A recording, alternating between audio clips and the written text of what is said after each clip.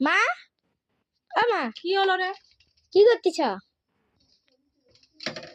ও মা, কি করতেছ?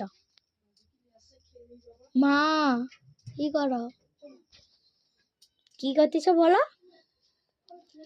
কি করতেছি? স্নান করছি, সিগারেট বলছি। সাজতেছ? কোথায় যাবে?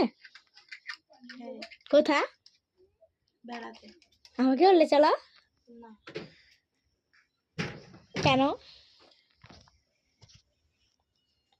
লে যেতে হয় বাচ্চাদের, যেখানে যেতে হয়।